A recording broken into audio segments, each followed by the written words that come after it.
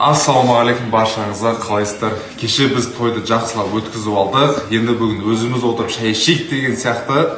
Бүгін біздің Асхат пен Айдананың танысы қалай болып жатыр, және де біздің таныстық қалай болып жатыр. Барлықтарыңыз сұрап жүрген 14:30-да көре аласыздар.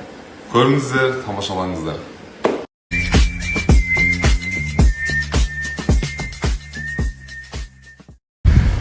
Ал баршаңызға қайырлы күн, құрметті достар, қалайсыздар? Қалаға жұмыстарымызбен шайын деп отырық. Аягөз қазір іште. Енді алдынан бері айтып жүрмін, Аягөздің туған күні келе жатыр, не берем деп. Енді айфоны бар, дайсын бар, қыздарға керектің бәрі бар ғой. И бір зат алдым, короче. Енді қазір айтпай қойын, стористен көріп қалар. Сол үшін келесі стористі қараңыздар. Қазір сол сыйлығын табыстайын деп жатырмын. Реакциясын бірге көрейік, в общем айтқанда. Сол күндеріңізге сәттілік, аман болыңыздар. Всех люблю.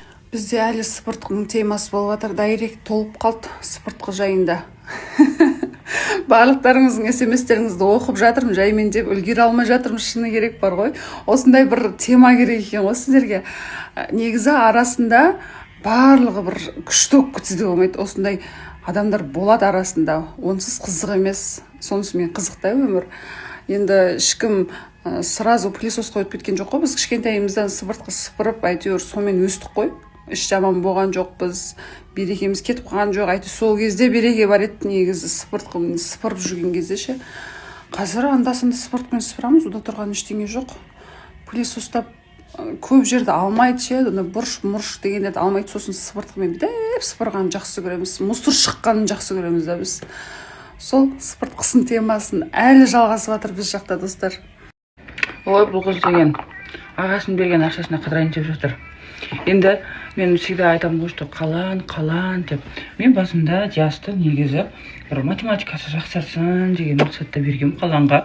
И потом оның ішінде есептер андай ғой, бір ойын түрінде болды.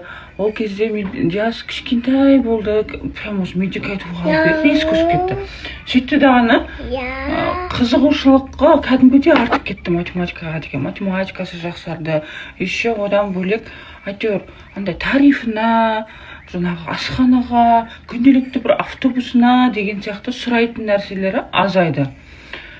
Қазір әйтеуір жинап ана баскетболына төлейді, жинап әйтеуір 4-5 мың теңге маған беріп қояды, анда-санда бір копилкасына салып қояды деген сияқты. Әйтеуір тфай деп қояйыншы, бір андай финансовый грамотность қой, ол деген.